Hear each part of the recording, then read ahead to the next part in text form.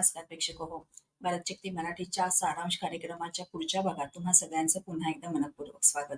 मागच्या भागापासून आपण भारताचे अशांत शेजारी या नावाची एक छोटी सिरीज सुरू केलेली आहे.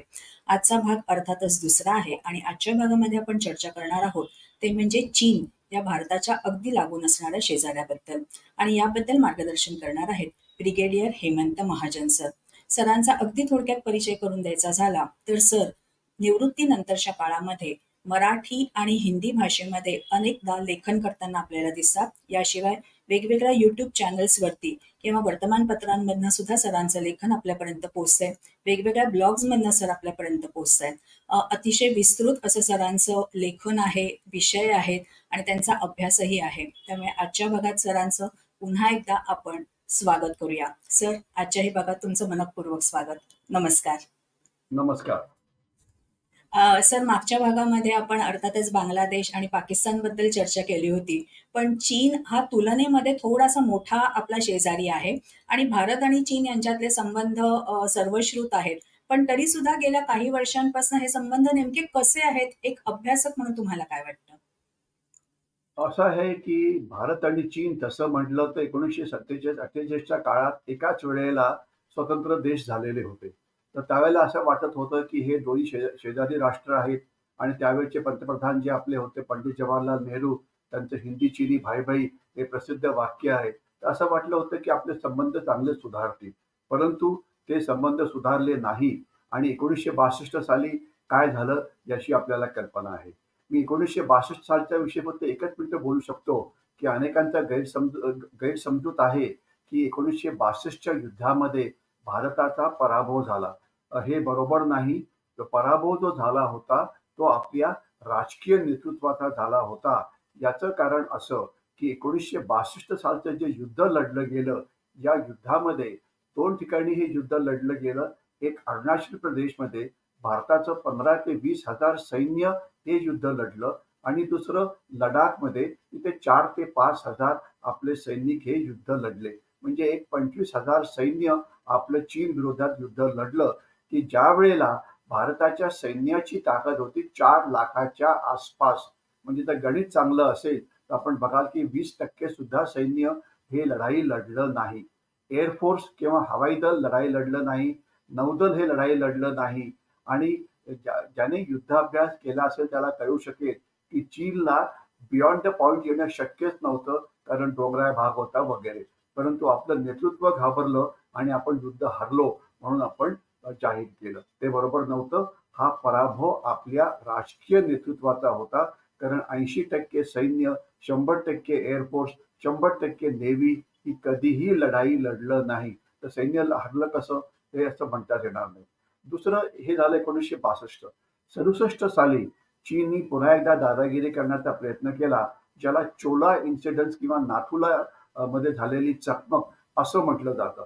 तर थोडक्यात असं झालं की त्यावेळेला चीन भारताच्या आत आलं, नाथुला किंवा चोला जे सिक्कीम मध्ये त्याच्या आसपास, आणि तिथे मोठी एक चकमक उडाली. परंतु त्यावेळेला तिथे जे आपले सेनापती होते जनरल सतत सिंग, हे अतिशय आक्रमक असे सेनापती होते. त्यांनी भारतीय सैन्याला सांगितलं की चीनची पिटाई करा. आणि ज्या वेळेला ही चकमक संपली तर चीननी जवळजवळ 450हून जास्त सैनिक नाथुला किंवा चोला चकमकीमध्ये घालवले होते. आपले जवळजवळ 70हून जास्त सैनिक यामध्ये धारातीर्थी पडले. म्हणजे चीनला आपण एक ब्लडी नोज दिलं. मग त्याच्यानंतर सुंगडुरॉंग चू नावाचा प्रसंग घडला. जर मला साल आठवत असेल 1988 साली, तर त्यावेळेला चीन सुंगडुरॉंग चू या खोऱ्यामध्ये आलं आणि तिथे पुन्हा एक आपले आक्रमक सेनापती होते जनरल सुंदरजी, यांचं आपण नाव ऐकलं असेल, की जे भारताचे चीफ ऑफ आर्मी स्टाफ होते. त्यांनी भारतीय सैन्याला चीनच्या मागे जाऊन बसवलं आणि चीनला सुंगडुरॉंग मधून परत जावं लागलं. त्यानंतरचा झालेला प्रसंग डोकलाम हा काही वर्षापूर्वी झाला होता. 70-80 दिवस चीनने दादागिरी करण्याचा प्रयत्न केला, पण चीनला नंतर डोकलाम मधून परत जावं लागलं. आणि आता जो सेकंड लास्ट किंवा लास्ट आहे तो म्हणजे एक तर गलवानची लढाई आणि दुसरं जे 4 ठिकाणी चीननी अतिक्रमण केलं होतं ते सीमेवरती. तर गलवानच्या लढाईमध्ये आपल्याला कल्पना असायला पाहिजे की आपले 20 सैनिक आपण या युद्धामध्ये गमावले, इन्क्लुडिंग कर्नल बाबू, जे 17 बिहारचे कमांडिंग ऑफिसर होते. आणि त्याच वेळेला चीननी 70हून जास्त सैनिक या चकमकीमध्ये गमावले. दुर्दैवाने भारतीय मीडिया चीनच्या झालेल्या नुकसानाविषयी बोलत नाही. फक्त एवढंच एक पोपटपंची करतात की भारताचे 20 सैनिक या चकमकीमध्ये धारातीर्थी पडले. सत्य असं आहे की चीनचे 70हून जास्त सैनिक मारले गेले. आणि 1900 मला वाटतं 78 नंतर पहिल्या वेळा चीनी सैनिकांचं रक्त हे आंतरराष्ट्रीय सीमेवरती सांडलं. कारण त्याच्या आधी 78 साली चीनची व्हिएटनामची लढाई झालेली होती आणि त्यामध्ये चीनला व्हिएटनामने रक्तबंबाळ केलं होतं. परंतु ती एक शॉर्ट लढाई होती. तर आणि मग आता शेवटचं जे आहे की जे 4 ठिकाणी अतिक्रमण केलं, त्याचा इतिहास आपल्याला माहिती आहे. 2 वर्षापूर्वीची ही गोष्ट आहे. 2 ठिकाणी चीन परत गेलेला आहे. परंतु इतर 2 ठिकाणी चीन परत जायला तयार नाही, हे आपल्याला लक्षात असायला पाहिजे. आपण जवळजवळ 17-18 वेळा वाटाघाटी केलेल्या आहेत. पण मी म्हटलेलं आहे 17 काय 170 वेळा तुम्ही वाटाघाटी करा, चीन तिथून परत जाणार नाही. कारण चीनला आपली दादागिरीच करायची आहे. ते म्हणतील की आम्ही म्हणू 30 पूर्व दिशा, आम्ही दादागिरी करत राहू, मात्र तुम्ही मुकाट्याने आमच्या बरोबर व्यापार करा आणि आमच्या बरोबर आर्थिक संबंध सुधारा. कारण चीनला भारताची बाजारपेठ ही पाहिजे आहे. त्यांना भारताशी जर त्यांना आर्थिक व्यवहार करायचे असते तर ते आपल्याला विचार करता आलं असतं. म्हणजे आपला व्यापार त्यांचा व्यापार एकसारखा असता, आपण त्यांना गोष्टी निर्यात करू शकलो असतो तर वगैरे वगैरे. परंतु या कुठल्याही गोष्टी करता चीन तयार नाही. त्यांना फक्त तुमची बाजारपेठ पाहिजे, बाकी काही नको. आणि दुर्दैव असं आहे की एका बाजूला सिक्युरिटी म्हणजे सुरक्षा आणि दुसऱ्या बाजूला इकॉनॉमी म्हणजे अर्थव्यवस्था. तर आत्ता दुर्दैवाने गोष्ट अशी झाली आहे, आत्ताच एक मला वाटतं 7-8-10 दिवसापूर्वीच घडलेली घटना आहे की ज्यामध्ये सरकारने एक निर्णय घेतला की चीनची जी फॉरेन डायरेक्ट इन्व्हेस्टमेंट आहे, चीनचा जो व्यापार आहे काही क्षेत्रामध्ये, आपण तो चालूच ठेवू. आणि खरं म्हटलं तर मला ही अत्यंत दुर्दैवी अशी बाब वाटते आहे. याचं कारण असं आहे की चीन भारताशी प्रचंड व्यापार करतो. म्हणजे जर आपण आता या वर्षीचे जर आकडे बघितले तर 100 अब्ज कोटीहून जास्त निर्यात चीननी भारताला केलेली आहे. मात्र भारताने चीनला केलेली निर्यात ही 20 अब्ज सुद्धा नाही. म्हणजे त्यांची निर्यात तुमच्या निर्यातीपेक्षा 5 पटीने जास्त आहे. ते म्हणतात आम्ही जे विकू ते तुम्ही मुकाट्याने घ्या, तुमच्याकडनं मात्र आम्ही काहीही घेणार नाही. आणि सुरक्षा व्यवस्थेविषयी वाटाघाटी करत राहा, पोपटपंची करत राहा. मी अनेक वेळा म्हटलेलं आहे आणि पुन्हा एकदा मी रिपीट करतो की चीनशी म्हणजे आपल्यामध्ये काही आपले असे तथाकथित म्हणता येणार नाही, पण तज्ज्ञ आहेत ज्यांना वाटतं की चीनशी डिप्लोमॅटिकली आपल्याला डील करता येईल. मी रिपीट करतो, डिप्लोमसीच्या मदतीने चीनशी आपल्याला डील करता येईल. मी अनेक वेळा म्हटलेलं आहे, डिप्लोमसी नावाचा जो प्रकार आहे ज्याला मराठीमध्ये गोडबोले असं म्हटलं जातं की ते गोड बोलून दुसऱ्या देशाशी आपले संबंध सुधारायचा प्रयत्न करतात. Diplomacy will work with other countries but not with China and Pakistan. त्यांना फक्त हार्ड पॉवरचीच ताकद ही कळते. तुम्ही वाटेल तेवढं गोड बोला. आपले जे आपले जे फॉरेन मिनिस्टर आहे 100 वेळा तिथे जातील, त्यांना इशारे देतील, त्यांना हे करतील, त्याचा चीनवरती काहीही परिणाम होत नाही. हे मी आपल्याला स्पष्टपणे सांगू इच्छितो. आपली diplomacy will fail with respect to China. With other countries it will succeed, परंतु नॉट विथ चायना. आणि आत्ता दुर्दैवाने काय झालं आहे, ज्यावेळेला हा फॉरेन डायरेक्ट इन्व्हेस्टमेंटचा निर्णय मागच्याच आठवड्यात घेण्यात आला, 3 मिनिस्ट्रींनी या निर्णयाला सपोर्ट केलं. म्हणजे आपण चीनशी संबंध वाढवायला पाहिजे आर्थिकदृष्ट्या. एक आहे फायनान्स मिनिस्ट्री, दुसरी आहे कॉमर्स मिनिस्ट्री आणि तिसरी मला वाटतं मिनिस्ट्री ऑफ टेक्नॉलॉजी असं काहीतरी आहे. आणि सॉरी फॉरेन मिनिस्ट्री. आणि दुसऱ्या बाजूला ज्यांनी नाही म्हटलं ते होते मिनिस्ट्री ऑफ होम अफेअर्स आणि मिनिस्ट्री ऑफ डिफेन्स.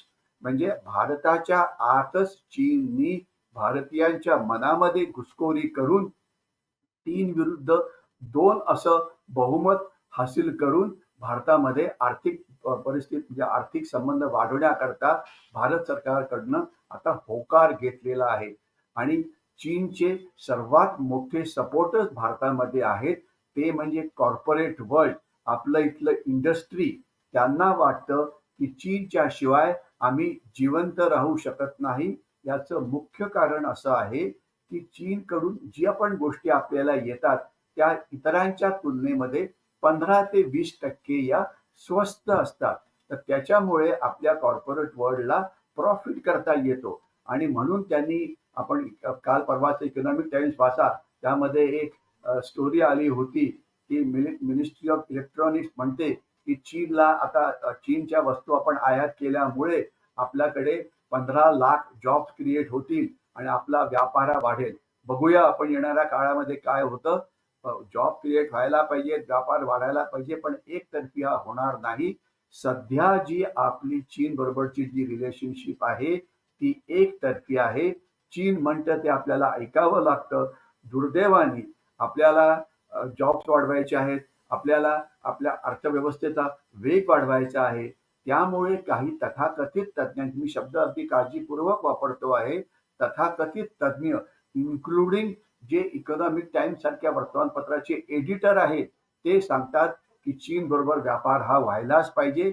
चीन वाटेल ते हे करेल. भांड आपला आता बघितलं की चीन आपल्याला कसा त्रास देतो आहे हे सांगायचं म्हटलं तर बॉर्डर विषयी तर आपण बोललोच. आज 60,000हून जास्त चीन सैन्य तिथे आहे. चीन आपली जे सैन्याची ताकद ही मोठ्या प्रमाणे वाढवत आहे. चीन आपलं सैन्याचं आधुनिकीकरण करतो आहे. आणि हे कसं करतो आहे, तर ते भारताशी व्यापार करतात. त्यामुळे त्यांना प्रचंड फायदा होतो. त्यांची अर्थव्यवस्था वाढते आणि ती अर्थव्यवस्था ती त्यांच्या डिफेन्समध्ये घालून सैन्य त्यांचं अजून जास्त ताकदवान बनवतात. म्हणजे आपल्या भारतामध्ये कमावलेल्या पैशावरती ते भारताच्या विरोधात कारवाई करण्याकरता स्वतःला तयार करत आहेत. तर हे अत्यंत मोठं दुर्दैव आहे. आपल्याला आठवत असेल की याच सरकारने 5 वर्षापूर्वी म्हटलं होतं की आम्हाला चीन आणि भारताच्या मध्ये जी व्यापाराची तफावत आहे ती शून्यावरती आणायची आहे. मोदी सरकार हे म्हणतं आहे, परंतु 5 वर्षानंतर आपण ज्या वेळेला विश्लेषण करतो तर असं दिसतं तफावत कमी व्हायच्या ऐवजी, बॅलन्स ऑफ ट्रेड कमी व्हायच्या ऐवजी ते वाढलेलं आहे. म्हणजे भारतीयांना काय सांगायचं मला कळत नाही. देशभक्ती, देशप्रेम नावाचा प्रकार आहे की नाही याच्याविषयी मला कल्पना नाही. म्हणजे तुम्ही व्यापार करत राहा आणि ते भारतीय सैन्य मात्र आपलं रक्त सांडेल, अशा प्रकारचा हा कारभार हा सुरू आहे. याकरता अतिशय टफ डिसिजन्सची गरज आहे. परंतु भारताच्याच आतमध्ये आपल्याच मिनिस्ट्री आता डिव्हाइड झालेल्या आहेत की चीनशी आपण आपले संबंध किती वाढवायचे. हे दुर्दैव आहे. आणि याच्यामध्ये बिगेस्ट कल्प्रिट जो आहे ते म्हणजे भारताचं जे कॉर्पोरेट वर्ल्ड आहे ते. माझ्या मते हे थांबायलाच पाहिजे. चीन हा कोणाचाही मित्र नाही. चीनची दादागिरी कशी चालते आहे हे जर बोलायचं म्हटलं तर हा एक वेगळाच प्रश्न होऊ शकेल. आराधना. सर, एकीकडे आपण आपल्या सीमेवरती म्हणजे सीमेचं रक्षण करण्यासाठी सैन्य उभारलेलं आहे. चीनकडनं हल्ला होण्याची शक्यता आहे असं म्हणतोय. दुसरीकडे प्रपोगंडासारखा एक वेगळ्या प्रकाराने चीन आपल्याबरोबर युद्ध खेळण्याचा प्रयत्न करतंय असंही दिसतंय. कुठल्या कुठल्या प्रकारांनी चीन हे युद्ध म्हणजे अगदी छुप्या पद्धतीने सुद्धा हे युद्ध खेळलं जाते असं तुम्हाला वाटतं?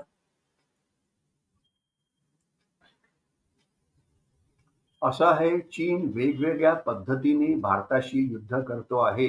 आणि या युद्धाचं नाव त्याला वेगवेगळी नावं वापरली जातात. एक तर मल्टी डोमेन वॉर, म्हणजे प्रत्येक क्षेत्रामध्ये भारताशी युद्ध करायचं. दुसरं आहे अनरिस्ट्रिक्टेड वॉर, कुठलीही पद्धत करून युद्ध करायचं. तिसरं आहे ग्रे झोन वॉरफेअर, म्हणजे शांतता पण नाही आणि युद्ध पण नाही. आणि चौथं आहे हायब्रिड वॉर. या मी युद्धाच्या टेक्निकल बाबीत जाणार नाही, पण याचा अर्थ असा असतो वेगवेगळ्या पद्धतीने चीन आपल्याशी 24 तास आणि वर्षातनं 365 दिवस हा युद्ध करत असतो. आता हे युद्ध कशा प्रकारे होत आहे तुम्हाला मी थोडं सांगतो. मिलिटरीली आपण मग अशी बोललो की चीनचं 70-80 हजार सैन्य आज भारतीय सीमेवरती आहे. चीन आपल्या सैन्याची ताकद वाढवत आहे. चीन आपलं आधुनिकीकरण करत आहे. चीन आधुनिकीकरण करून चीन सैन्याची ताकद वाढवून कोणाशी लढणार आहे? चीन भारतीय सीमेवरती युद्धाभ्यास करतो आहे. चीनचा जो युद्धाभ्यास आहे किंवा चीनचं जे सैन्य आहे ते काही नेपाळच्या विरोधात लढणार नाहीये, ते भूतानच्या विरोधात लढणार नाहीये, ते म्यानमारच्या विरोधात लढणार नाहीये.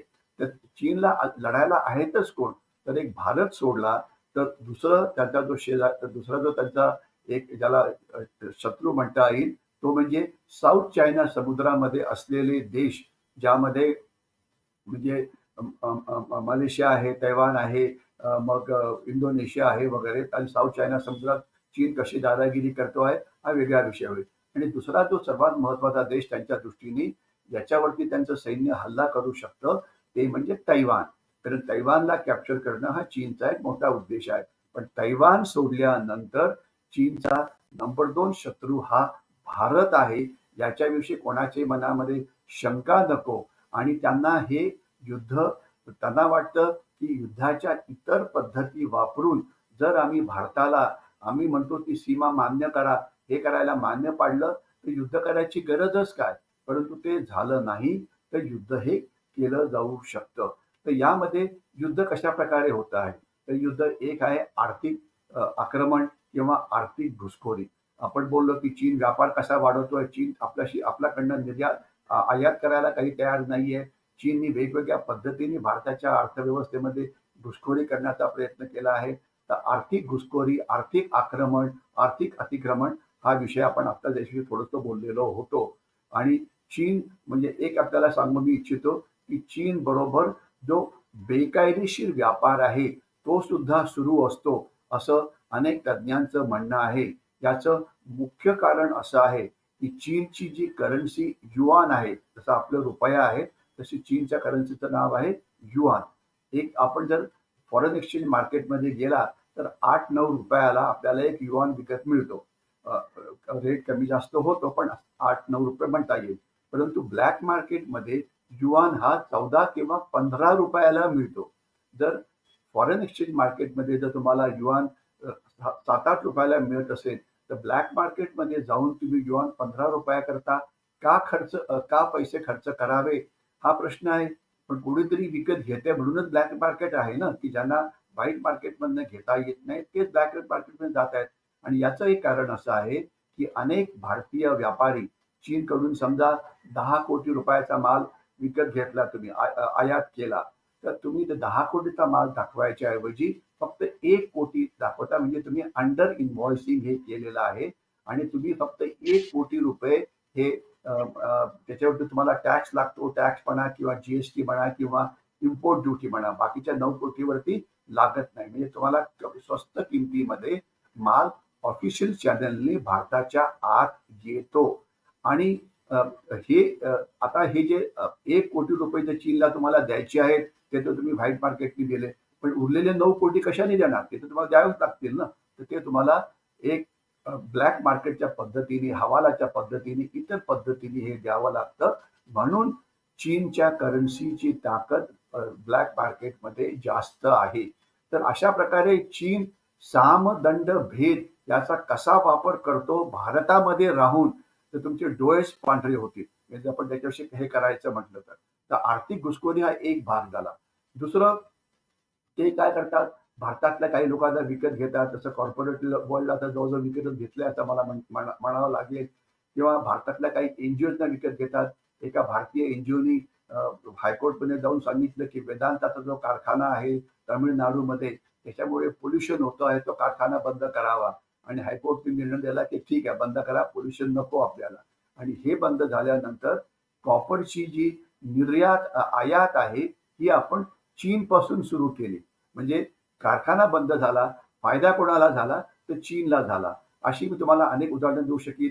एक काही वर्षापूर्वी मुंबईचं जे इलेक्ट्रिसिटी ग्रीड आहे त्याच्यावरती सायबर अटॅक झाला होता, तर तो चीननीच केला होता, त्याच्याविषयी कोणाच्या मनामध्ये शंका नको. 2-3 वर्षापूर्वी एक अचानक फ्लॅश फ्लड आले होते हिमाचल प्रदेशमध्ये, तिथे आपलं खूप नुकसान झालं होतं. असं म्हटलं जातं की हा जो क्लाउड बस्ट वगैरे केला होता यामध्ये चीनचा हात असावा. 2-3 वर्षापूर्वी एक गंभीर संकट जगावरती आणि भारतावरती आलं होतं, ज्याला काही जण म्हणतात करोना, काही म्हणतात कोविड-19, पण त्याचं खरं नाव आहे चीनी व्हायरस, ज्यामध्ये 9 लाख भारतीय मारले गेले. ते चीनचं तुमच्या विरुद्ध चालवलेलं बायोलॉजिकल वॉर होतं. तर हे झालं. चीन तुमच्या शेजारी राष्ट्रांमध्ये येऊन तुमच्या विरुद्ध जनमत तिथे निर्माण करतो. आता नेपाळमध्ये ओली सरकार आलं आहे, चीनच्या बाजूनी आहे, भारताच्या विरोधात आहे. जे मालदीवमधलं सरकार आहे, मुइझू सरकार, ते सुद्धा कसं चीनच्या बाजूने याची आपल्याला कल्पना आहे. म्यानमारमध्ये पण चीनचा तोच प्रकार सुरू आहे. आपण श्रीलंकेला एवढी मदत केली तरी पण श्रीलंका जी आहे हे पुष्कळशा प्रमाणामध्ये चीनी इलेक्ट्रॉनिक बोटींना त्यांच्या बंदरात आत येण्याची परवानगी देत आहे. तर हे अशा प्रकारे अनेक गोष्टी सुरू आहेत.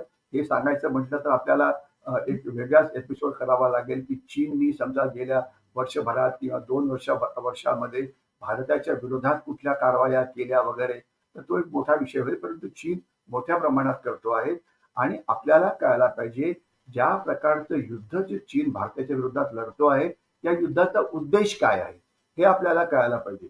त्याचा मुख्य उद्देश आहे की भारताची आर्थिक प्रगती होऊ नये किंवा भारताची आर्थिक प्रगतीचा वेग कमी व्हावा, ज्यामुळे भारत हा चीनला एक प्रतिस्पर्धी म्हणून एशिया खंडामध्ये येऊ नये, हे त्यांचं मुख्य आहे. भारतामध्ये अराजकता माजवायची, भारतामधल्या भारत विरोधी एनजीओजना मदत करायची, भारत विरोधी ऍक्टिव्हिस्टना मदत करायची, भारतामधल्या काही राजकीय पक्षांना मदत करायची, भारतामध्ये बंद घडवून आणायचे, काही म्हणजे भारतामध्ये नक्षलवाद्यांना मदत करायची, पाकिस्तानची मदत घेऊन काश्मीरमध्ये आतंकवाद पुन्हा वाढवण्याचा प्रयत्न करायचा, म्यानमारमध्ये भारताचे जे रस्ते बनत आहेत त्याच्या विरोधात कारवाई करायची. म्हणजे याचं हे फार मोठं त्यांचं जे हे असतं ते चालू असतं. आणि असं असून सुद्धा आपण जर चीनला भारताचा शत्रू समजत नसू तर हे दुर्दैव आहे. दुर्दैवाने आज असे अनेक पीसनिक्स आलेले आहेत, एक अतिशय चीनी प्रेमी आलेले आहेत की ज्यांना वाटतं की चीन तुमचा एनिमी नाही, चीन तुमचा शत्रू नाही, चीन तुमचा प्रतिस्पर्धी आहे. म्हणजे प्रतिस्पर्धी आणि दुश्मन किंवा एनिमीच्यात फरक असतो. एनिमी म्हणजे शत्रू आहे, पण प्रतिस्पर्धी म्हणजे आपल्यामध्ये कॉम्पिटिशन होऊ शकते, परंतु ही कॉम्पिटिशन नाही, ही फेअर मीन्सनी होत नाही. फक्त मला आपल्याला इथे एवढं सांगू इच्छितो मी की असं समजू नका की चीन त्यांची पूर्ण ताकद ही फक्त भारताच्या विरोधात वापरतोय, असं अजिबात नाहीये. असं सुद्धा लोकांना घाबरवलं जाऊ नये. चीन अशाच प्रकारे गडबड करतो आहे युरोपमध्ये. चीन अशाच प्रकारे गडबड करण्याचा प्रयत्न करतोय अमेरिकेच्या विरोधात, कारण चीनचं सर्वात मोठं एम आहे त्यांना जगाची नंबर 1 ची महाशक्ती हे बनायचं आहे. तर त्याच्यामुळे चीनचं हे जे वेगवेगळ्या प्रकारचं युद्ध आहे, हे युद्ध आपण समजायला पाहिजे. त्यांच्या विरुद्ध त्यांना काउंटर कसं करायचं हे आपण याच्याविरुद्ध आपलं हे तयार व्हायला पाहिजे. आणि माझं स्वतःचं एक अतिशय स्ट्रॉंग ओपिनियन आहे की प्रत्येक वेगवेगळ्या प्रकाराला काउंटर करायला पद्धती असतात. उदाहरणार्थ की चीन जर नेपाळच्या सरकारला विरोध करत आहे तर आपण काय करायचं, तर जर चीन जर 100 कोटी रुपये जर नेपाळला मदत करू शकत असेल तर आपण 1000 कोटी रुपये द्यायचे, म्हणजे चीनहून जास्त मदत करायची, ज्यामुळे चीन हा भारत म्हणजे म्हणून नेपाळ हा भारताचा जास्त मित्र होईल आणि चीनचा कमी. पण ते आपण करू शकत नाही, कारण चीनची अर्थव्यवस्था ही आपल्या 3-3.5 पटीने जास्त आहे, म्हणून ते आपण करू शकत नाही. माझं असं मत आहे की आपण चीननी कुठलंही भारत विरोधी कृत्य केलं की लगेच त्यांना आर्थिक प्रतिजबाब हा द्यायला पाहिजे. उदाहरणार्थ चीननी मुइझूला काहीतरी मदत केली की आपण चीन बरोबरचा एक व्यापारी करार जो समजा झाला असेल तो बंद करायला पाहिजे, किंवा चीन पासून येणारं कुठलं तरी एक इम्पोर्टची गोष्ट की त्याच्यावरती अँटी डम्पिंग ड्युटी लावायला पाहिजे. चीननी पाकिस्तानला मदत केली की दुसरं काहीतरी आर्थिक पाऊल, म्हणजे चीनचा जो व्यापार येतो हे निमित्त करून आपण चीनचे जे वेगवेगळ्या वस्तू आहेत प्रपोर्शनेटली त्याच्यावरती अँटी डम्पिंग ड्युटी लावायला पाहिजे, की त्यांना आपण त्यांच्या वेगवेगळ्या प्रकारच्या युद्धाला आर्थिक युद्धाने आपण त्यांना प्रत्युत्तर द्यायला पाहिजे, ज्यामुळे त्यांना कळेल की जर तुम्ही भारताला त्रास देत राहिला तर परिस्थिती जैसे ते राहणार नाही. भारत तुम्हाला आर्थिक दृष्ट्या जबाब देईल आणि जी देणं आपल्याला शक्य आहे, कारण आपण एवढी प्रचंड आयात करतो आहे. जरी एक महिन्याला जरी एक 5 अब्ज डॉलरची जरी आयात थांबवली, काहीतरी वेगवेगळी कारणं शोधून, तरी फायदा हा आपलाच होणार आहे. तर फक्त याकरता आपलं कॉर्पोरेट वर्ल्ड तयार राहायला पाहिजे. कारण जे चीनच्या ज्या ऑल्टरनेट चेन सप्लाईज आहेत ती आपण तयार करतो आहे. PLI नावाचा प्रकार आहे तो आपण तयार करतो आहे. परंतु त्याचा जो वेग आहे वाढवायला पाहिजे आणि चीनच्या प्रत्येक आक्रमक कारवाईचं उत्तर मला वाटतं आर्थिक कारवाई करून त्यांनाही द्यायला पाहिजे. सर, एकीकडे चीन आपल्या दृष्टीने जसं तुम्ही म्हणालात, की प्रतिस्पर्धी म्हणून आपल्याकडे बघतो आहे. पण त्याच वेळेला याच प्रतिस्पर्ध्याच्या अंतर्गत बाबींचा जर विचार केला तर शी जिनपिंग यांच्या नेतृत्वाला आज खूप मोठ्या प्रमाणामध्ये चीनमधनंच प्रचंड विरोध होतोय किंवा जनमत त्यांच्या विरोधात आहे, असंही चित्र बघायला मिळतंय. खरोखरच तसं आहे? प्रश्न आपला असा आहे की शी जिनपिंग जे चीनचे सर्व आहे, तर त्यांना चीनमध्ये विरोध होतो आहे का? तर थोडक्यात उत्तर त्याचं असं आहे की त्यांना विरोध प्रचंड होतो आहे. परंतु तो विरोध जसा भारतामध्ये आपण बंद करून दाखवू शकतो किंवा रस्त्यावरती माणसं दाखवू शकतो, तसं तिथे होत नाही. चीनमध्ये म्हणजे कोणाचीही रस्त्यावरती येऊन हिंसाचार करायची किंवा प्रदर्शनं करायची किंवा निदर्शनं करायची हिंमत नाही. परंतु आज चीनचा नंबर एक शत्रू आहे, चीनी लोकांचा नंबर एक शत्रू आहे, ते म्हणजे स्वतः त्यांचे सर्व शी जिनपिंग. कारण ते एक अतिशय मोठे डिक्टेटर आहेत. त्याची मी तुम्हाला एक 4-5 मोठी कारणं देतो. जे चीनचे जे मुसलमान आहेत शिनजियांग प्रॉव्हिन्समध्ये, तर त्याच्यामध्ये त्यांचा नंबर एक शत्रू अर्थातच शी जिनपिंग आहे, कारण तो त्यांना मुस्लिम पद्धतीने राहू देत नाही. तिबेटचा नंबर एक शत्रू हा चीन आहे, कारण तिबेटमध्ये सांस्कृतिक आणि वेगवेगळ्या प्रकारचं अतिक्रमण हा चीन करतो आहे. की त्यांच्या इतर 9 to 10% ज्या मायनॉरिटीज आहे, मंगोलियन्स आहे वगैरे, ती चीनमध्ये जी मेन जमात आहे, ती मेन जमात आणि ज्या अल्पसंख्याक आहेत ते 9-10% आहेत. मेन जमातीला हन चायनीज असं म्हटलं जातं.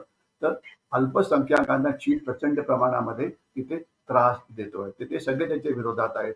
ना जोपर्यंत चीनच्या आतला हान चायनीजचा प्रश्न आहे, तिथे आपल्याला असं दिसतं की चीनमधले जेवढे पण सक्सेसफुल चायनीज होते, ते सगळे त्यांना जास्त यश मिळाले की ते गायब होतात. म्हणजे चीनचा एक अतिशय मोठा आर्थिक गुरु म्हणजे एक आर्थिक सम्राट म्हणजे ज्याला अलिबाबा असं म्हटलं जातं, त्यांचं सर्वात मोठं साम्राज्य आहे, ते गायबच झाले. ते 1 वर्ष जवळ-जवळ गायब होते आणि टेक्नॉलॉजिकल सेक्टर्स असो, की रिअल इस्टेट सेक्टर्स असो, की इतर ज्यांनी प्रचंड यश मिळवलं त्यांच्या हार्डवर्कनी, त्यांच्या इनोव्हेशननी, ते नंतर गायबच झाले. 7-8 महिने आणि त्याच्यातले 40-50% जे परत आले, त्यानंतर त्यांची भाषा इतकी बदलली, की त्यांना म्हणजे कट डाउन टू साइज. कारण जे सक्सेसफुल चायनीज असतात, कारण चायनामध्ये सुद्धा हार्डवर्किंग लोकं आहेत, ते पण खूप चांगलं काम करत आहेत.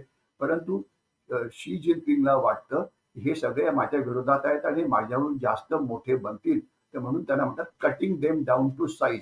चीनमध्ये कोणीही जगामध्ये प्रसिद्ध झाला की लगेच त्याचा पहिला रस्ता असतो तुरुंगाकडे. चीनचे एक सायंटिस्ट होते मला वाटतं, त्यांना नोबेल प्राइज मिळालं.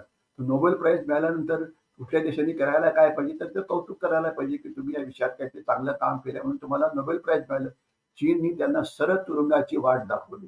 तर चीनमध्ये जे मानवाधिकार आहेत हे प्रचंड हे केले असतात. म्हणजे इतकं की चीनमध्ये आज सगळे माणसं काय करतात आणि कोणीही जर चीनच्या सरकारच्या CCPच्या विरोधात जर काही लिहित असतील तर त्यांना लगेचच पकडलं जातं. कोणी निदर्शनं करायला गेलं तर त्यांना पकडलं जातं. म्हणजे आज चीननी एक अशा प्रकारचं एक सर्व्हेलन्स नेटवर्क तयार केलेलं आहे, ज्यामध्ये चीन प्रत्येक चीनी माणसावरती लक्ष ठेवून आहे आणि त्याच्या फेसबुकवरती लक्ष ठेवून आहे, त्याच्या ट्विटरवरती लक्ष ठेवून आहे आणि त्यांनी काहीही सरकार विरोधात लिहिलं, कम्युनिस्ट पार्टीच्या विरोधात लिहिलं, तर त्यांना लगेचच पकडलं जातं आणि त्यांना लगेच ते थांबवलं जातं. म्हणजे चीन कुठलीही गोष्ट करायचं म्हटलं तर कोणाच्या विरोधाची पर्वा न करता ते करतो. म्हणजे जसं कोरोनाचे त्यांनी जे म्हणजे जे काउंटर मेजर्स तयार केले होते, की त्याने इतके कडक केले की अक्षरशः हजारो जण मारले गेले त्या काउंटर विरोधामध्ये, ना की ऍक्च्युली करोनामुळे. तो एक वेगळाच आणि मोठाच विषय होईल. तर चीन आपल्या लोकांवरती हा खूप त्यांना वेगवेगळ्या प्रकारे हा त्रास देत असतो. याचं दोन कारणं आहेत. कुठलाही माणूस म्हणजे शी जिनपिंग म्हणा काही वेळात नक्कीच नाहीये. तो जे करतोय आपल्या लोकांना त्रास देतोय की त्याचं लक्ष ठेवतोय, याला काहीतरी कारण आहेतच. कारण असं आहे की त्यांना या सगळ्या माणसांकडनं फक्त एकच गोष्ट करायची आहे, काम काम काम आणि काम, मेहनत मेहनत आणि मेहनत. तुमचं लक्ष फक्त चीनच्या आर्थिक वाढीवरती ठेवा, ज्यामुळे चीनची अर्थव्यवस्था इतक्या वेगाने वाढवेल की ते आर्थिक महाशक्ती होतील पुढच्या 10 वर्षामध्ये, आणि त्यामध्ये मग ते जगामधले नंबर 1 बनतील. आणि त्याकरता किंमत लोकांना काय द्यावी लागेल? त्यांचं व्यक्ती स्वातंत्र्य, त्यांचं अभिव्यक्ती स्वातंत्र्य, त्यांना असलेलं इतर स्वातंत्र्य वगैरे त्यांना ते म्हणजे बंद करू शकत नाही, हिंसाचार करू शकत नाही, कायद्याच्या विरोधात जाऊ शकत नाही वगैरे वगैरे. तर यामुळे एक तसं म्हटलं तर चीनची प्रगती होते याच्यात काही डाऊट नाहीये. कारण ज्यावेळेला माणूस अतिशय अतिशय स्ट्रिक्ट असतो, त्यांचे कायदे जमिनीचे म्हणा, त्यांचे कायदे लेबरचे म्हणा, इतके स्ट्रिक्ट आहेत की कोणीही त्याच्या विरोधात जाऊ शकत नाही. अनलाईक भारत, की आपण इथे कुठलेही एक डेव्हलपमेंटल प्रोजेक्ट करायचं म्हटलं तर त्याला इतका विरोध होतो की त्यामध्ये डेव्हलपमेंटल प्रोजेक्टची किंमतही वाढून जाते. तर म्हणून आपल्या अर्थव्यवस्थेचा वेग वाढवण्याकरता शी जिनपिंग सगळ्या लोकांवरती दादागिरी करून त्यांना चूप बसवतो आहे, त्यांच्याकडनं फक्त कामच करून घेतो आहे. त्यामुळे जरी चीनी लोक श्रीमंत होत असतील तरी पण मनामध्ये सगळ्यांच्या चीनच्या विरोधामध्ये प्रचंड राग आहे. आणि यामुळे अनेक श्रीमंत चीनी नागरिक, अनेक यशस्वी चीनी नागरिक वेगवेगळ्या क्षेत्रामधले हे चीनच्या बाहेर ज्या ज्या वेळेला शक्य असेल त्यावेळेला पळून जायचा प्रयत्न करतात. तर म्हणून आज शी जिनपिंग हा चीनचा नंबर 1 शत्रू आहे. शी जिनपिंगच्या विरोधात कधी उठाव होईल का? त्यांच्या विरोधात कोणी येईल का? हे येणारा काळ सांगेल. कारण चीनमध्ये कुठलीही माहिती ही बाहेर येत नाही. परंतु आपल्याला आठवत असेल की एक मला वाटतं मागच्या वर्षी जवळजवळ 3-4 महिने शी जिनपिंग हे पब्लिक लाईफमध्ये दिसतच नव्हते. आणि त्यावेळेला वेगवेगळ्या प्रकारच्या अफवा सुरू झाल्या होत्या की त्यांना काय झालं, म्हणजे की त्यांच्या विरुद्ध कोणी प्रतिस्पर्धींनी त्यांना टाकलं आत, की चीनी सैन्याने त्यांना आत टाकलं, की काय केलं. परंतु शी जिनपिंग करतात काय की त्यांना जिथे वाटतं की कुठल्याही संस्थात्मक रित्या जर त्यांना कोणी प्रतिस्पर्धी निर्माण झाले तर त्यांना ते कट डाऊन टू साईज करतात. मी आपल्याला वेळेच्या अभावी 2-3च मोठी उदाहरणं देतो. एक म्हणजे चीनी सैन्य ताकदवान आहे, याविषयी कोणाच्या मनात शंका नको. तर चीनचे जे डिफेन्स मिनिस्टर आहेत तेच गायब झाले. चीनमधले जे 10-12 मोठे जनरल्स होते त्यांच्या विरोधामध्ये काय म्हणतात त्याला लाचखोरी किंवा करप्शनचे नाव ते त्या तुरुंगात गेलेले आहेत. चीनचे फॉरेन मिनिस्टर जे पहिले होते तेच गायब झाले. म्हणजे असं वाटलं की हे आता थोडेसे एक प्रतिस्पर्धी म्हणून शी जिनपिंगच्या विरोधात येत आहेत, ते सगळे गायब झाले. तर म्हणजे शी जिनपिंग यांनी चीनमधल्या इन्स्टिट्यूशन्स ज्या आहेत त्यांना आपल्या ताब्याच्या खालती ठेवलेलं आहे. किती दिवस त्यांना यामध्ये यश मिळेल, केव्हा ते इन्स्टिट्यूशन चीनच्या विरोधात जातील आणि कोणी शी जिनपिंगचा प्रतिस्पर्धी म्हणून कोणी निर्माण पुढे येईल की नाही हे येणारा काळच सांगू शकेल. मात्र एक 15-20 वर्ष झाले की जो त्यावेळेचा जो स्ट्रॉंग मॅन असतो त्याला जावं लागतं, मग ते माओ तुंग असतो की चाऊन लाय असतो. तर आशा करूया की कधीतरी चीनच्या लोकांना कळेल की ही चीनची जी प्रगती चाललेली आहे, ज्या पद्धतीने ते प्रगती करतायत ते चीन करता घातक आहे. आणि शी जिनपिंगना पदच्युत करण्याचा प्रयत्न कोणाकडनं तरी केला जाईल. परंतु ते केव्हा होईल याच्याविषयी आता भाष्य करणं हे सोपं नाही. आराधना. सर, जसं तुम्ही म्हणालात की म्हणजे स्वतः चीनमध्ये त्यांच्या विरोधामध्ये, राज्यकर्त्यांच्या विरोधामध्ये खूप मोठ्या प्रमाणामध्ये जनमत आहे. पण जसं आतापर्यंत चीनची एक प्रतिमा होती की पोलादी पडद्याच्या मागे नेमकं काय चाललंय हे जगापर्यंत पोहोचत नव्हतं. थोडासा हा पडदा कुठेतरी विरल्यासारखा झालाय, त्याला कुठेतरी भोग पडला आणि त्यातून आता हळूहळू माहिती आपल्यापर्यंत पोहोचतेय. पण या माहितीतनं एक गोष्ट लक्षात आली आहे की जसं दिसतंय तसं ते नाहीये. चीनचा सुद्धा एक अंतर्गत मोठे प्रश्न आहेत, ज्याच्यावरती जसं तुम्ही म्हणता की एक वेगळा भाग भाग आपण नक्कीच करू शकतो. पण तरी सुद्धा आज चीनही तेवढाच अशांत आहे जेवढे आपले बाकीचे शेजारी आहेत. आणि आजच्या माहितीतनं कदाचित आपण प्रेक्षकांपर्यंत हेच पोहोचवण्याचा प्रयत्न केलेला आहे. त्यामुळे जो चीनचा बागुलबुवा आपल्यासमोर उभा आहे, हा बागुलबुवा आणि त्याच्यावरती नेमके काय उपाय आपण करू शकतो याच्याही बद्दलची माहिती आज तुम्ही दिलीत. या सगळ्या माहितीसाठी सगळ्या प्रेक्षकांकडनं खूप खूप धन्यवाद. नमस्कार. धन्यवाद. प्रेक्षक हो, आजच्या भागात मिळालेली ही माहिती तुम्हाला कशी वाटली ते कमेंट्सद्वारे आमच्यापर्यंत नक्की पोहोचवा. त्यासाठी काय करायचंय, भारतशक्ती मराठी या युट्यूब चॅनलला लाईक करा, शेअर करा, सबस्क्राईब करा. याशिवाय इतर सोशल मीडिया प्लॅटफॉर्मना सुद्धा तुम्ही फॉलो करत असाल अशी आम्हाला आशा आहे. भेटूया सारांशच्या पुढच्या भागात एका नवीन विषयासह. तोपर्यंत नमस्कार.